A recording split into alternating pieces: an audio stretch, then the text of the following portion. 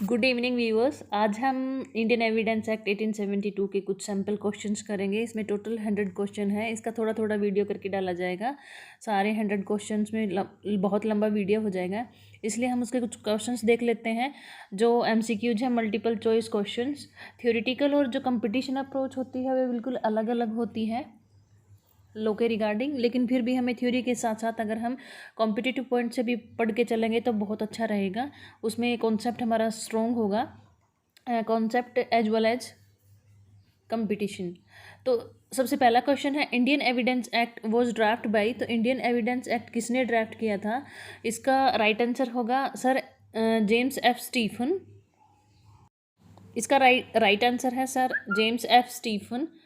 तो sir James F Stephen थे। उन्होंने टोटल 167 सेक्शन में जो है इंडियन एविडेंस एक्ट का एक बहुत अच्छा ड्राफ्ट करके प्रिपेयर कर दिया था, जिसको कि बाद में ड्राफ्ट किया, फिर बाद में एसेंट मिली। इंडियन एविडेंस एक्ट को 1 सितंबर 1872 को जो इसका इन्फोर्समेंट हुआ था, और 15 मार्च 1872 को गवर्नर जनरल की एसेंट मिली थी। इसका सेकंड क्वेश्चन देखते हैं। The law of evidence consist of. Law of evidence में क्या है? ऑर्डिनरी रूल्स ऑफ रीजनिंग है, विवेक के साधारण नियम हैं, या फिर लीगल रूल्स ऑफ एविडेंस है, रूल्स ऑफ लॉजिक है, या ऑल ऑफ द अबव। तो इसका राइट आंसर होगा legal rules of evidence. Evidence law है जो लीगल रूल्स ऑफ एविडेंस रखता है। नेक्स्ट क्वेश्चन है, relevancy and admissibility under the Indian evidence act. Relevancy और एडमिसिबिलिटी क्या है? इसमें आएगा नाइदर सिनोनिम नोर को एक्सटेंसिव। इसका राइट आंसर होगा नाइदर सिनोनिम नोर को एक्सटेंसिव। इसका मतलब क्या है कि ये तो ना तो रेलेवेंसी और एडमिसिबिलिटी ना तो एक दूसरे के समानार्थी हैं, ना एक दूसरे के साथ साथ चलने वाले हैं। ये दोनों अलग अलग टर्म्स हैं। रेलेवेंसी होता है किसी फैक्ट इन इश्यू से रेलिवेंट कोई चीज़ होती है, रेलेवेंट कोई फैक्ट होता है, रेलेवेंट कोई बात कही हुई होती है कोर्ट में। एडमिसिबिलिटी होते हैं कि उस रेलेवेंसी में अब उसने कोर्ट ने क्या एडमिट करना है। तो दोनों अलग अलग हैं। नेक्स्ट क्वेश्चन देखते हैं। सेल्फ रिगार्डिंग स्टेटमेंट क्या होती हैं? Can be self serving statement हो सकती हैं, can be self harming statement होती हैं, कैन बी सेल्फ सर्विंग और self harming, none of the above. तो इसमें फोर्थ क्वेश्चन है सेल्फ रिगार्डिंग स्टेटमेंट। ये कैन बी सेल्फ सर्विंग और कैन बी सेल्फ हार्मिंग। इसका आंसर ये आंसर होगा कैन बी सेल्फ सर्विंग और सेल्फ हार्मिंग। इसका मतलब है कि जो स्टेटमेंट्स जो होती हैं स्वीकृतकर्ता के हमेशा विरुद्ध साबित की जाती हैं।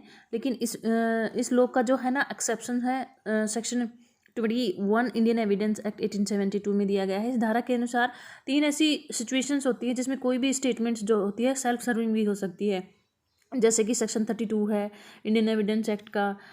फिर दूसरा है कि जैसे उसकी माइंड की स्टेटमेंट को जानने के लिए अगर होता है, मन या शरीर की दशा को जानने वाला। तीसरा है स्टेटमेंट अपने ही जो बोलने वाले के द्वारा साबित की जा सकती है, अगर वो स्वीकृति के रूप में तो नहीं है, लेकिन अगर अदरवाइज कोई रेलेवेंट है तो इन दैट केस वो है सेल्फ सर्विंग भी हो सकती है, अदरवाइज वो सेल्फ हार्मिंग होती है। सेल्फ हार्मिंग स्टेटमेंट होती है, ये किस में बताया गया है? सेल्फ हार्मिंग होती है, जनरल रूल ये बताता है स्वीकृतकर्ता के विरुद्ध साबित की जाती है, सेक्शन 17 इंडियन एविडेंस एक्ट। लेकिन ये सेल्फ सर्विंग भी हो सकती है, ये सेक्शन 21 इंडियन एविडेंस एक्ट बताता है। आगे चलते हैं। What is correct as regard the admissibility of self regarding statements? Self harming statement is admissible but a self serving statement is not generally. ये भी ठीक है। और self serving statement is admissible but self harming statement is not generally. ये गलत है। Self serving and self harming statement both are generally, ये generally नहीं है। Self serving and self both are generally inadmissibles. Self harming statement जो है generally self harming statement है admissible होती हैं, but self serving statement it not generally. ये correct answer होगा इसके रिगार्डिंग। उसके बाद आगे चलते हैं। Under the law of evidence as a general rule, opinion on a matter of fact is relevant but not on a matter of law. Opinion on a matter of law is relevant but not matter on a fact. Opinion on a matter of fact and law both are relevant. तो इसका right answer है opinion on a matter of fact and law both are relevant. अगर कोई opinion है fact का matter पे या law के मैटर पे दिया गया है तो दोनों रेलेवेंट हो गए। नेक्स्ट क्वेश्चन है, Indian evidence act applies to. Indian evidence act कहाँ पर अप्लाई होगा, तो judicial proceeding in the courts. जैसे कि आपको बताया सेक्शन 1 अगर हम इसका पढ़ते हैं तो उसमें ये बताया गया है कि ये आर्बिट्रेटर्स के एफिडेविट्स के ट्राइब्यूनल्स या कुछ कोर्ट मार्शल पर अप्लाई नहीं होता है। बाकी ये जुडिशियल प्रोसीडिंग्स होती हैं वो उनके सामने अप्लाई होता है। नेक्स्ट है law of evidence is, law of evidence किस टाइप का लॉ है, तो इसका राइट आंसर होगा लेक्स फोरी लॉ है ये। लेक्स फोरी का मतलब होता है लॉ ऑफ प्लेस।